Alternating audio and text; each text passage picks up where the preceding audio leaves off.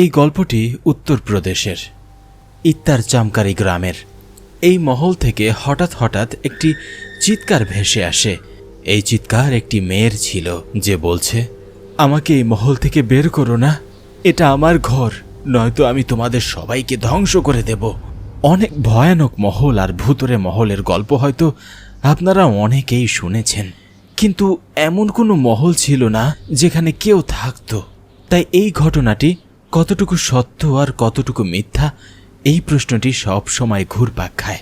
কিন্তু যে মহিলার কথাটি আমি আমার বইয়ে লিখেছি, সেখানে একটি পরিবার থাকতো, আমার পরিবার, আর সাথে থাকতো রামিয়া বাই, যে প্রায় 200 বছর আগে মারা গিয়েছে। যদি সময়ের হিসাব নেওয়া হয় তাহলে এই মহলটি প্রায় 200 বছরের অধিক পুরাতন হবে। এই মহলটি অন্যান্য মহলের মতন বিরান না, আবাদিতে ভরপুর ছিল আমার পরিবারের মানুষ দিয়ে, কিন্তু ধ্বংস হয়েছে একটি ভূতের হাতে। জি হ্যাঁ, এই মহলে জীবন আর মৃত্যু একসাথে থাকত। যখন আমার পরিবার এখানে থাকতে আসে, তখন আশেপাশের সবাই আমাদের এখানে থাকতে মানা করেছিল। আমার আজও এই কথাটা খুব ভালোভাবেই মনে আছে। যখন আমরা মহলে গৃহপ্রবেশ করছিলাম, তখন গ্রামের লোকজন একদল আমাদের থামাতে এসেছিল। চৌধুরী সাহেব, এই অনর্থ করবেন না আপনি। আপনার ভরপুর পরিবার, 2টি ছেলে, একটি মেয়ে, আপনার স্ত্রী, আপনি পুরো পৃথিবী ছেড়ে এই মহলে থাকতে এসেছেন কেন? আরে ভাই, প্রবলেমটা কি? আমি তো এখানে থাকার জন্য এই মহলটা কিনেছি। এত আলিশান মহল, আপনারা আমাদের এখানে থাকতে মানা করছেন কেন? কোনো ভূত আছে নাকি এই মহলে? হ্যাঁ, থাকে না ভাই, থাকছে। ভূত রামিয়া বাই থাকে এই মহলে। কত মানুষ এই মহলটা কিনেছে আর নিজেদের পরিবার ধ্বংস করে চলে গেছে। এতটাই খারাপ অবস্থা হয়েছিল যে তাদের লাশের চিতায় আগুন ধরানোর জন্য তাদের কোনো আপন মানুষ ছিল না।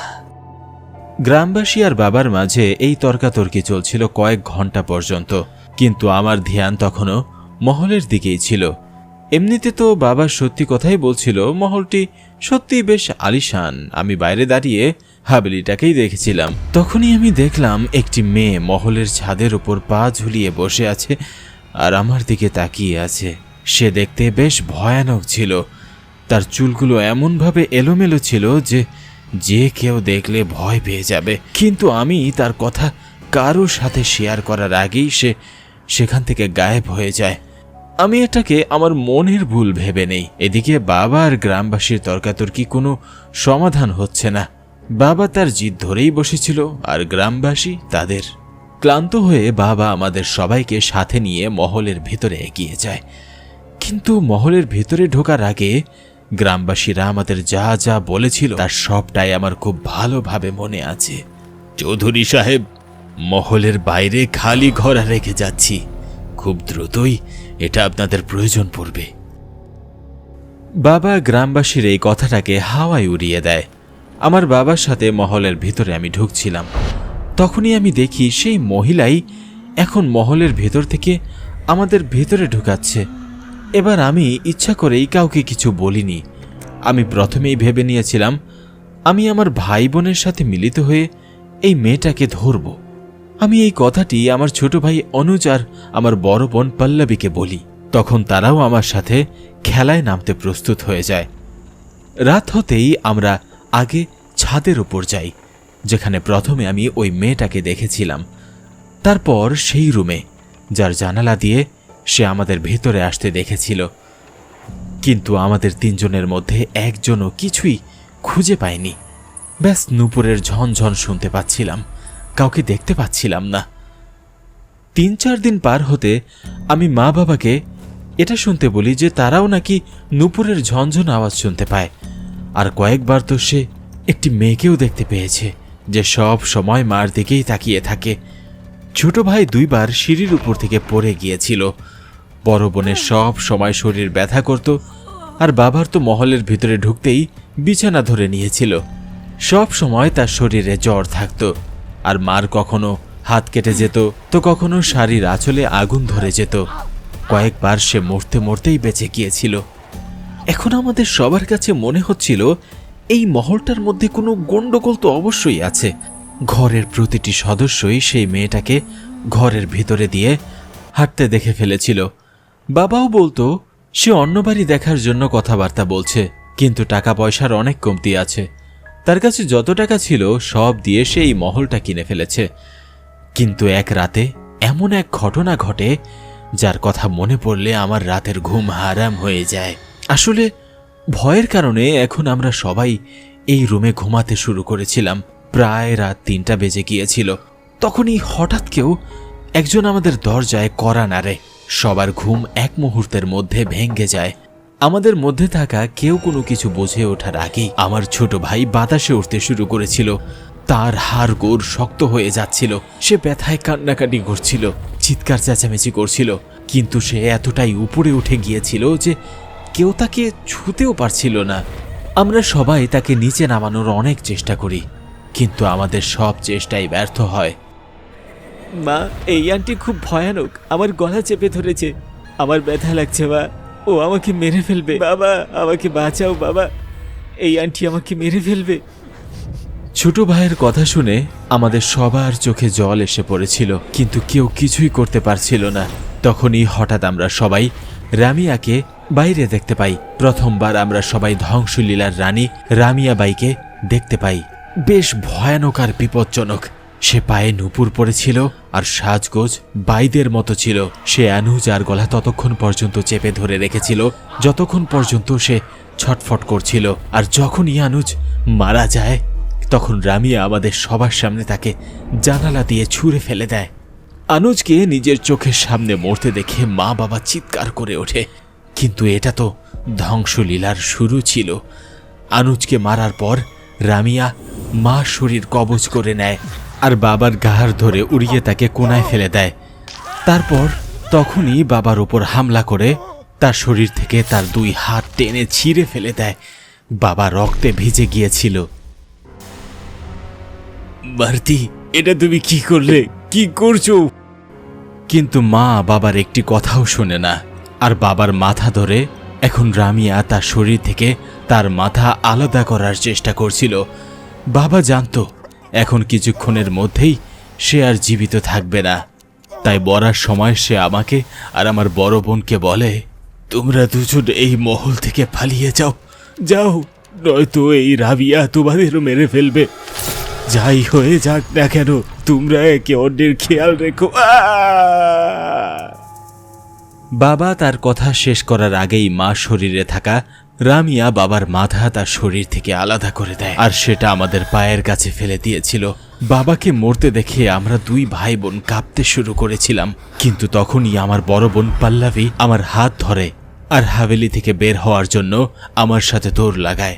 দিদি, মা তো এখনো জীবিত আছে, আমরা দুজন তাকে ছেড়ে কিভাবে যেতে পারি? দিদি, দিদি কিছু বল, দিদি কিছু বল।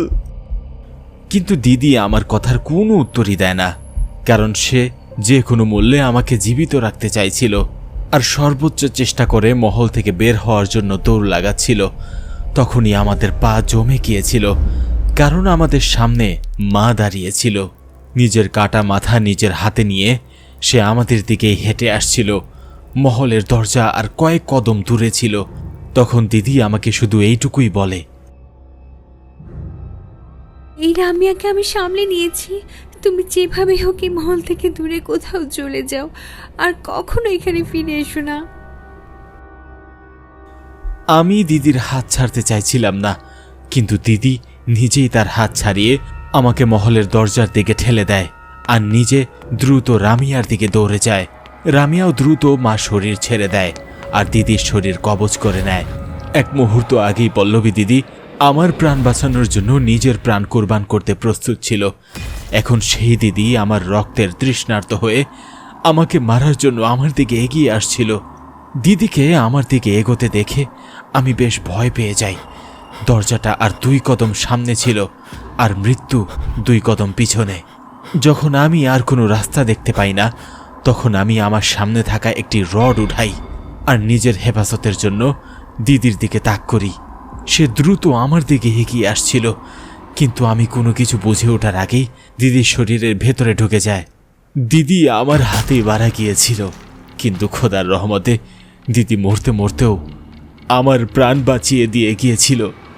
দিদির শরীর থেকে আমি এত জোরে একটা ঝটকা খাই যে আমি নিজেই মহল থেকে বাইরে বেরিয়ে আসি। আমি যখন আমার হুঁশ সামলাই তখন দেখি আনুজের বিকরান শরীর নিস্তেজ হয়ে আমার সামনে পড়ে আছে। এক রাতেই আমার পুরো পরিবার শেষ হয়ে গিয়েছিল। আমি সারা রাত শুধু ওই মহলটাকেই দেখতে থাকি আর কান্না করতে থাকি। রামিয়া কখনো আমাকে জানলা দিয়ে তো কখনো ছাদের উপর থেকে দেখছিল। পরের দিন সকালে যখন গ্রামবাসীর কাছে এই খবর পৌঁছায় তখন সবাই আবার সাহায্য করার জন্য চলে আসে। এরই মাঝে আমি সেই খালি ঘরটা দেখতে পাই, যেটা গ্রামবাসীরা এটা বলে রেখে গেছিল যে খুব দ্রুতই আমাদের এটা প্রয়োজন পড়বে। আর তাদের কথাই সত্য হয়ে গিয়েছিল। এখন ভরা একটি ছিল আর লাশ 4টি। নিজের পরিবারের অন্তিম সংস্কার করার পর আমি আর কখনো সেই মহলে ফিরে যাইনি। তো ব্যাস, এইটুকুই ছিল আমার গল্পটা, যেটা আমি আমার এই বইয়ে লিখেছি, যেটাকে আপনারা খুবই পছন্দ করেছেন। কিন্তু প্রশ্ন এটা রয়ে গিয়েছিল যে এই মেয়েটাকে আর এই মহলের সাথে তার সম্পর্কটাই বা কি ছিল। রামিয়াবাই যখন তার পায়ের নূপুর বাজত তখন মানুষ পাগল হয়ে যেত। প্রতিটা মহলের মালিকই ভাবত একদিন এই নূপুর শুধু তাদের জন্যই বাঁচবে। ঘটনাটি প্রায় 200 বছর আগের, যখন রামিয়া এই মহলেই নৃত্য করত। 7 ক্রোশ দূরের জমিদাররাও তার নাচ দেখার জন্য ছুটে আসত। কিন্তু হঠাৎ একদিন সেই সৌন্দর্যের উপর 2 ভাই এমনভাবে ঝাঁপিয়ে পড়ে যে তাদের দুজনের মাঝেই লড়াই শুরু হয়ে যায়, আর তলোয়ার রামিয়ার পেটে ঢুকে যায়। সেই চাকু গভীর ক্ষত ছেড়ে গিয়েছিল। জীবনের শেষ শ্বাস প্রশ্বাসগুলো তারা ভাঙ্গা নুপুরের স্তব্ধ হয়ে যাচ্ছিল। মৃত্যু দরজায় এসে পড়েছিল। আর রামিয়ার মৃত্যুর সাথেই এই নাচ গান আনন্দ ফুর্তি সব কিছুই শেষ হয়ে যায়। এই মৃত্যু এই মহলের জন্য কাল হয়ে দাঁড়ায়। সময় পার হয়ে যায়, কিন্তু তার স্মৃতি কখনো মুছেনি। মুছবেই বা কিভাবে? কারণ মানুষ এখনও তাকে দেখতে পায়, কিন্তু এখন সে গান গায় না, নাচে না, ব্যাস ঘুরে বেড়ায়। আর সেই সোনালি দিনের কথাই সে ভাবে, যখন এক মেহফিল উঠতে না উঠতেই আরেক মেহফিল সাজানোর জন্য অসংখ্য মানুষ সেখানে পৌঁছে যেত। পার্থক্য শুধু এতটুকুই যে 200 বছর আগে প্রতিটি মানুষ এখান থেকে হাসতে হাসতে বের হতো, আর এখন এখান থেকে বের হয় শুধুমাত্র লাশ। হয়তো কেউ ঠিকই বলেছে, ধ্বংসলীলা সবসময় সবকিছু ধ্বংস করে দেয়। ভয়ে ভরা এমন গল্প দেখার জন্য এখনই সাবস্ক্রাইব করুন ডুডু টিভি হরর বাংলা। আর যদি আপনি চান আপনার ভয়ানক কাহিনীও মানুষ জানুক, তাহলে এক্ষুনি ডুডু টিভিতে ইমেল করুন। হয়তো পরবর্তী রূপ কাঁপিয়ে দেওয়ার মতো কাহিনী আপনারটাই হবে।